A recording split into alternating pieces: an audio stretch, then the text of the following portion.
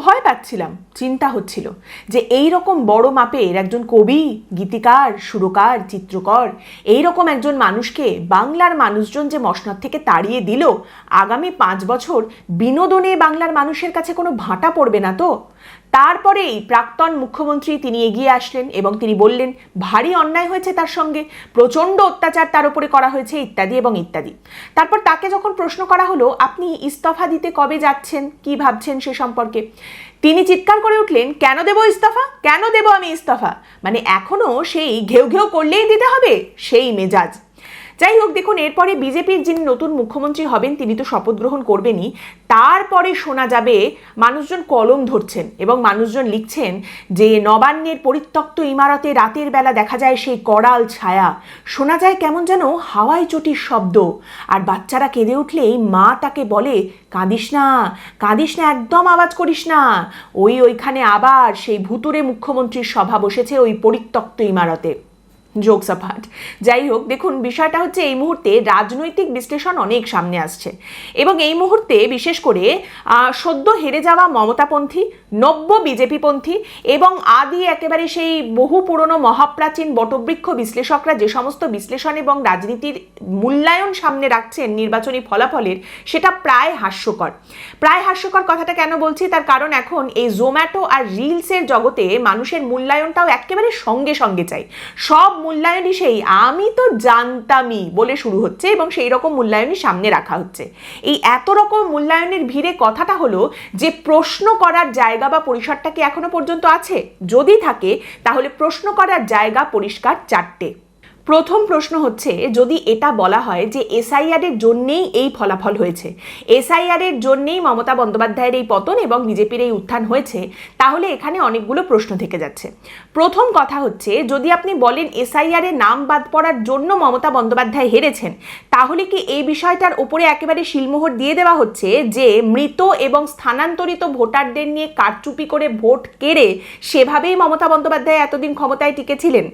এবং আপনি যদি আজকে বলেন যে শুধুমাত্র মুসলিম নাম বাদ গেছে বা এসআইআর পরবর্তী সময় দেখা গেছে স্ক্রুটিনির আওতায় সব থেকে বেশি মুসলিম নাম পড়েছে, সেই কারণেই মমতা বন্দ্যোপাধ্যায় হেরে গেছেন, তাহলে কি এই বিষয়টার উপরে আপনি শিলমোহর দিচ্ছেন যে মমতা বন্দ্যোপাধ্যায় শুধুমাত্র মুসলিম ভোট নিয়ে এতদিন জিতেছেন বা শুধুমাত্র মুসলিম ভোটের জন্য তিনি ক্ষমতায় ছিলেন? এবং তারই সঙ্গে এখানে আরো দুটো বিষয়, আরো দুটো প্রশ্ন উঠে আসে।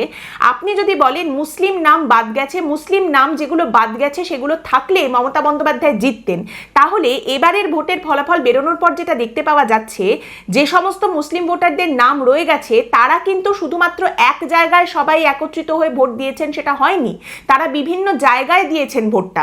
এবং তারই সঙ্গে আপনি যদি বলেন যে এসআইআর এ যাদের নাম বাদ গেছে তাদের জন্য এই ফলাফল, তাহলে হিন্দু মতুয়া যাদের নাম বাদ গেছে, যাদের ক্ষেত্রে ভাবা হয়েছিল যে যেহেতু মতুয়াদের নাম বাদ গেছে তারা হয়তো বিজেপিকে ভোট দেবেন না, সেখানেও কিন্তু দেখতে পাওয়া গেছে যে তারাও বিজেপির দিকেই ঝুঁকেছেন।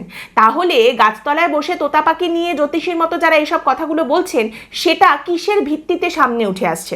এবং তারই সঙ্গে এবারে দেখুন ফলাফল যেটা দেখতে পাওয়া গেছে, সেখানে আপনি যদি মার্জিন দেখেন, কিছু বাদ দিয়ে বিজেপির হিন্দু বিধায়ক এবং তৃণমূলের মুসলিম বিধায়কদের আপনি যদি জেতার মার্জিন দেখেন, দেখবেন দুজনেই কিন্তু বিপুল ভোটে জয়ী হয়েছেন, বড় বড় মার্জিনে তারা জিতেছেন। তাহলে তাদের ভোটটা কারা দিলেন?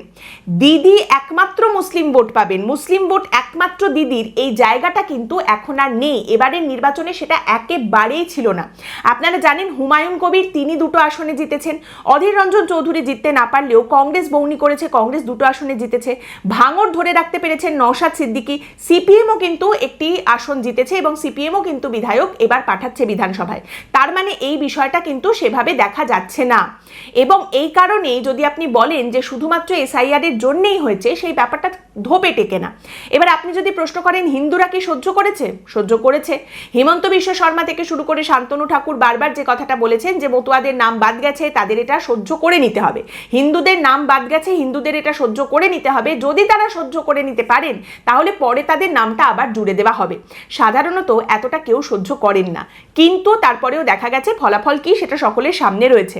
কাজেই যদি অতি সরলীকরণ করে বলা হয় যে শুধুমাত্র এসআইআর এর জন্য দায়ী, তাহলে কিন্তু সেই সরলীকরণ একেবারে ভূতের ভাষা। 2, প্রত্যেকের একটা করে তৃণমূল গল্প রয়েছে, তৃণমূলের গল্প রয়েছে। কারুর নিজের সঙ্গে হয়েছে, কারুর নিজের চোখে দেখা, কারুর পাশের বাড়ি, কারুর প্রতিবেশী, কারুর আত্মীয় স্বজন, কারুর নিজের ব্যবসা, কারুর জীবিকা, প্রত্যেকের একটা করে তৃণমূলের গল্প রয়েছে। দেখুন, একটা কথা একটা সময় খুব চাউর ছিল যে দিদি ভালো, কিন্তু দিদির যে লোকেরা রয়েছে তারা খারাপ, তারা বাজে কাজ করছে। গ্রাম বাংলার দিকে কিন্তু এই ব্র্যান্ড মমতা এভাবেই চলতো যে দিদি তো জানে না এখানে দিদির লোকেরা কি করে বেড়াচ্ছে। দিদি যদি জানতে পারতো তাহলে দিদি নিশ্চয়ই একটা ব্যবস্থা নিত। দিদি সে ব্যবস্থা কোনোদিনই নেননি, কোনোদিন নিতে চাননি, দেখতে পাওয়া যায়নি তাকে কোনোদিন ব্যবস্থা নিতে। একটা গল্পের কথা, একটা ঘটনার কথা আপনাদের মনে করিয়ে দিই, যে ঘটনাটার কথা হয়তো আজ অনেকেরই মনে নেই, কিন্তু মনে করিয়ে দেওয়া উচিত। বগটুইয়ের ঘটনাটা মনে আছে আপনাদের, যেখানে জীবন্ত পুড়িয়ে মারা হয়েছিল কতগুলো পরিবারকে। সেইখানে অগ্নিদগ্ধ হয়ে মারা গিয়েছিলেন মিহিলাল শেখের পরিবার, তার পরিবারের 10 জন সদস্য, বাবা, মা, স্ত্রী, মেয়ে, জামাই সহ তার পরিবারের 10 জন সদস্য জীবন্ত আগুনে পুড়ে মারা গিয়েছিলেন। এবং সেই ঘটনার প্রায় 2.5 বছরেরও বেশি সময় পার করে একদিন দেখা যায় সেই মিহিলাল শেখ অনুব্রত মণ্ডলের কার্যালয়ের সামনে হাত জোর করে দাঁড়িয়ে আছেন। এবং তার কারণ যখন তাকে জানতে চাওয়া হয়, তিনি বলেন, মিহিলাল শেখ তিনি বলেন যে কি আর করা যাবে, দেখুন আমাদের বর্তমান যে চাকরিটা রয়েছে সেই চাকরি স্থায়ী করতে হবে, আর সেই কাজটা যারা করতে পারবে, যাদের দ্বারা এটা সম্ভব হবে, তাদের উপরে রাগ করে থাকলে কি করে হবে। 3 নম্বর প্রশ্ন, এত ভোট এত আসন পাবে বিজেপি নিজে কি সেটা আশা করেছিল? দেখুন, এই মুহূর্তে অনেকেই চিৎকার করে বুক চিতিয়ে বলতে পারেন যে আমি তো বলেছিলাম, আমি তো একেবারে জানতাম। কিন্তু আপনার যদি সত্যি অন্বেষণের বিন্দুমাত্র কোনো ইচ্ছা থাকে, পুরনো ঘেটে দেখার কোনো যদি অভ্যেস বা ইচ্ছা থাকে, তাহলে আপনি গিয়ে দেখবেন যে বিজেপি প্রচণ্ড আত্মবিশ্বাসী অবস্থাতেও সবথেকে উজ্জ্বল যে কথাটা বলেছে সেটা হলো আমরা কমফোর্টেবল মেজরিটি নিয়ে ক্ষমতায় আসবো, একটা সম্মানজনক সংখ্যাগরিষ্ঠতা আমাদের থাকবে। এই রকম একটা ল্যান্ডস্লাইড কিন্তু বিজেপি নিজেও একেবারেই আশা করেনি। এই ভোটটা আসলে ছিল একটা ক্ষোভের ভোট, এই ভোট ছিল দেখি না কি হয় সেই কৌতূহলের ভোট। এই ভোট আচ্ছা ডবল ইঞ্জিন সরকার এলে কি সত্যিই ভালো হবে না, এই প্রশ্নের উত্তর খোঁজার ভোট ছিল। তারই সঙ্গে এই ভোট হিন্দু কনসলিডেশন, হিন্দুদের একত্রিত হওয়ার ভোটও ছিল। এবং এই ভোট অত্যন্ত কঠোরভাবে, কেন ওরা হেলমেট পরবে না টুপি পরলে, কেন নামাজ পড়বে রাস্তা আটকে, এই সমস্ত মধ্যবিত্ত উদ্গীরণেরও ভোট কিন্তু ছিল। দেখুন, মধ্যবিত্ত কোনো উন্নততর জীব তো নয়, সে সমাজের প্রতিফলন। আর আমাদের এই সমাজে, আমাদের এখানে এখনও উঁচু জাতে নিচু জাতে বিয়ে হলে গঞ্জনা শুনতে হয়। আমাদের এখানে এখনো পর্যন্ত একটা আদিবাসী মেয়েকে, আরে তোর কথার টানটা যেন কেমন একটা শুনতে লাগে, এটা শুনতে হয়। আমাদের এখানে এখনো পর্যন্ত আমার স্কুলে মুসলিম বন্ধু আছে, মুসলিম বন্ধুর পাশে আমি বসি পড়াশোনা করি, কিন্তু ওকে বাড়িতে বাবা মার সামনে নিয়ে যাওয়ার দরকার নেই, থাক বাবা মার সামনে নিয়ে যেতে হবে না, এটা এখনো চলে। 4, আজ বিজেপির স্তাবকেরাও বা কি করবে? একবার মাউন্ট এভারেস্ট চড়া হয়ে গেছে অনেক কষ্ট করে, অনেক লড়াই করে। মাউন্ট এভারেস্টের চূড়ায় উঠে যাওয়ার পর আর কি করা যাবে? মানে আবার না যদি নিচে নেমে আবার উঠতে ইচ্ছে করে, তাহলে আর তারা কি করবে? দেখুন, বিজেপির মধ্যেও কিন্তু একটা লবির ইচ্ছায়, একটা লবির গুঁতোয় আরেকটা লবিকে ধাক্কা দেওয়া হয়, আরেকটা লবিকে নামানোর জন্য নানা রকম ফন্দি ফিকির এই লবি করছে, সে সমস্ত বিজেপির মধ্যেও হয়। ভোটের ঠিক আগেই, আমি জানি না আপনাদের মনে আছে কিনা, বিজেপির একজন পুরনো নেতাকে বদনাম করার জন্য, কটাক্ষ করার জন্য অত্যন্ত নোংরা কদর্য একটি মিথ্যা ভিডিও সামনে এনে ভীষণ রকম আজে বাজে কথা বলা হয়েছিল, সেই পুরনো নেতাকে বদনাম করা হয়েছিল এবং তার জন্য আবার এক সাংবাদিক নেতাকে কাজে লাগানো হয়েছিল। এবং এই গোটা বিষয়টার নেতৃত্ব যিনি দিয়েছিলেন তিনি আবার বিজেপির আরেকজন নেতা। এবং এই 3 জন নেতাই এবারের নির্বাচনে কিন্তু জিতে গেছেন, 3 জন নেতাই কিন্তু জিতে বিধায়ক হয়েছেন। এই মুহূর্তে দেখা যাচ্ছে অনেকেই নব্য বিজেপি হচ্ছেন, যেমন এই বাম জমানা থেকে তৃণমূল হওয়ার সঙ্গে সঙ্গে একেবারে রাতারাতি অনেক নব্য তৃণমূলকে দেখা গেল, সেই রকম নব্য বিজেপি অনেকে হয়ে যাচ্ছেন।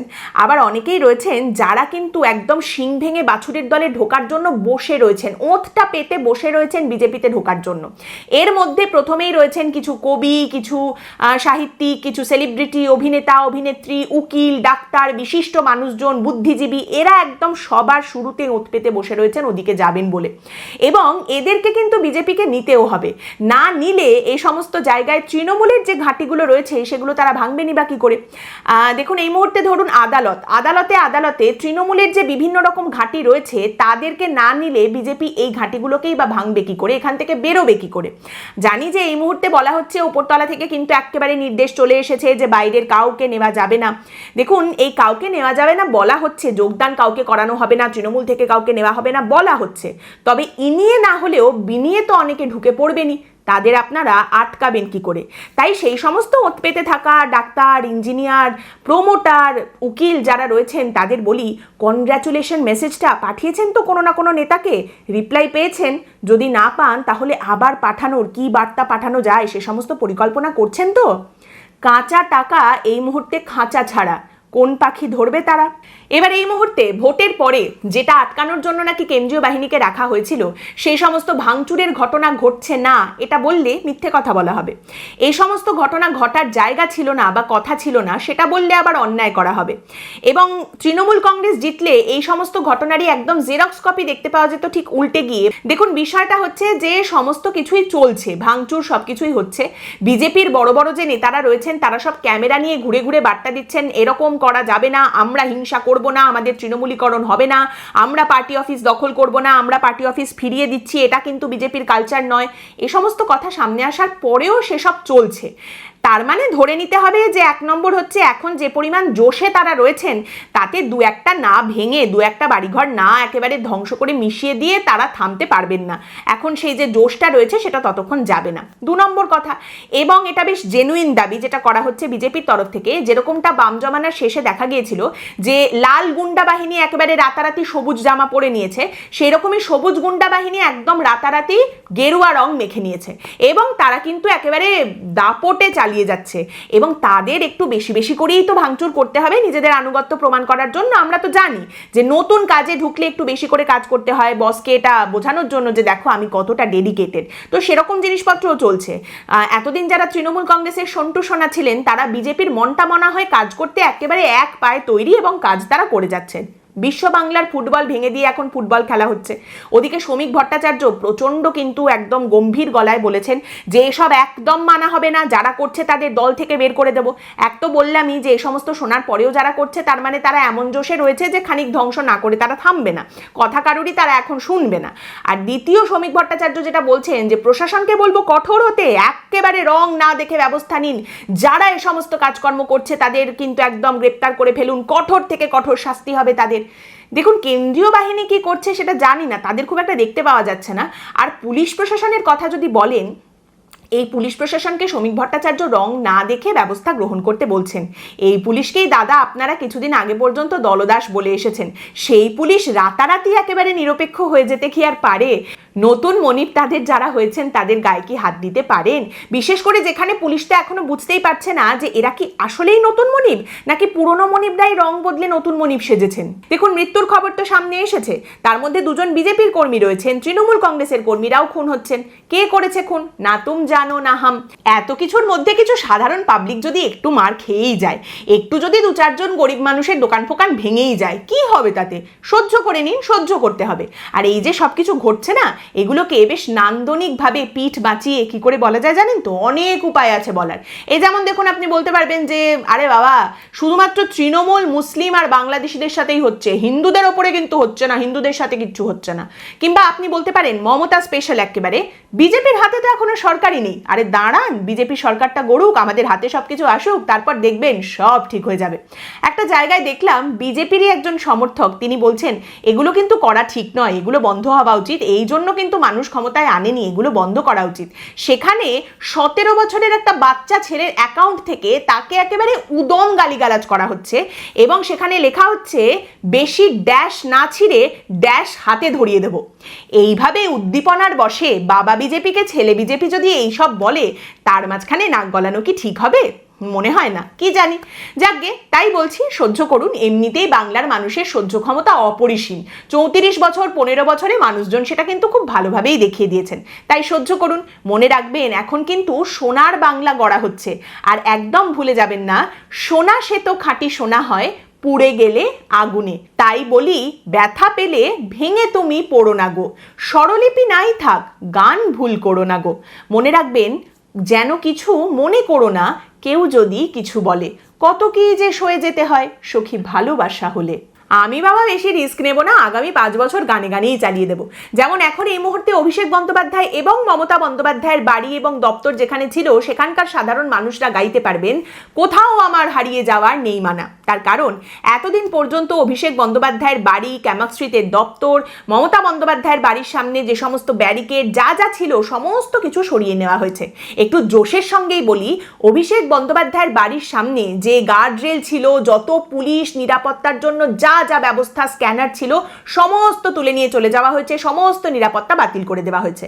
মমতা বন্দ্যোপাধ্যায়ের বাড়ির সামনে গলির মুখে সিজার্স ব্যারিকেড সেসবও তুলে ফেলা হয়েছে। এমনকি বেশ কিছু বাসিন্দা বলছেন যে আমরা বাড়ি থেকে বেরিয়ে মুদিখানার দোকানে যদি ডিম কিনতে যাই তখন পর্যন্ত পকেটে টাকার সঙ্গে সঙ্গে আধার কার্ডটা নিয়ে যেতে হতো, যে কোনো সময় দেখতে চাইবে আধার কার্ড এবং দেখতে চাইবে তুমি কে, কোথায় যাচ্ছ, কি কিনতে যাচ্ছ, এই সমস্ত ব্যাপার স্যাপার হতো।